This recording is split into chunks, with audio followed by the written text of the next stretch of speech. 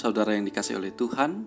Pada kesempatan hari ini kita akan merenungkan firman Tuhan yang terambil dari Amsal 16 ayat 10-15 dengan tema kewajiban dan fungsi seorang raja.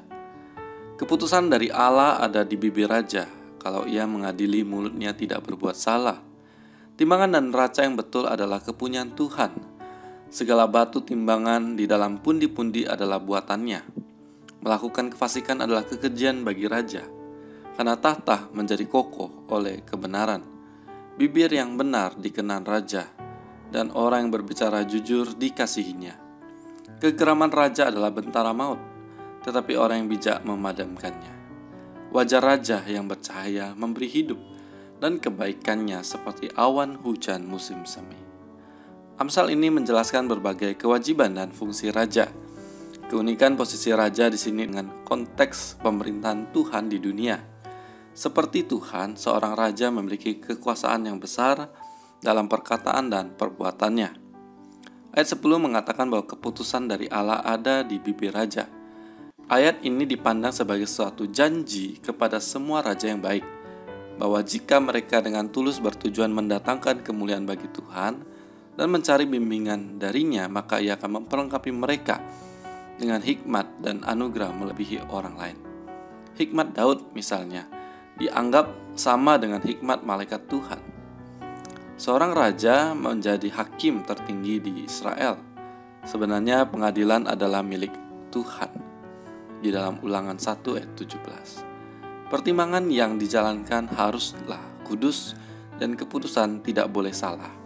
Oleh karena itu, Tuhan memberikan kemampuan kepada raja untuk melakukan pengadilan supaya tidak salah dalam keputusannya. Namun sebagai catatan, bangsa Israel tidak pernah menganggap raja-rajanya sebagai orang yang tidak mungkin salah. Amsal ini berarti bahwa mengeluarkan keputusan yang benar adalah kewajiban para raja. Kewajiban tersebut ditetapkan dan dibatasi.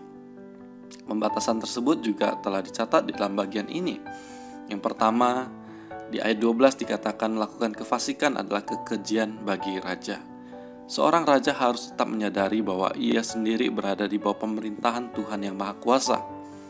Pengertian demikian akan menghindari dia dari berlaku fasik. Jika Tuhan adalah tolak ukur bagi segala sesuatu yang kudus, ini disebabkan hanya di dalam dirinya lah terdapat kebenaran, kebaikan, dan kekudusan. Yang kedua di ayat 11 dikatakan timbangan dan neraca yang betul adalah kepunyaan Tuhan.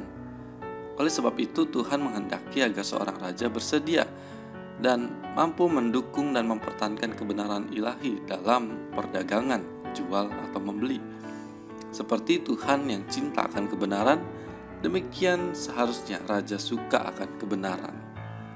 Kemudian yang ketiga di ayat 13 dikatakan bibir yang benar dikenan raja, dan orang yang berbicara jujur dikasihinya. Saling percaya adalah dasar dari pemerintahan yang sukses.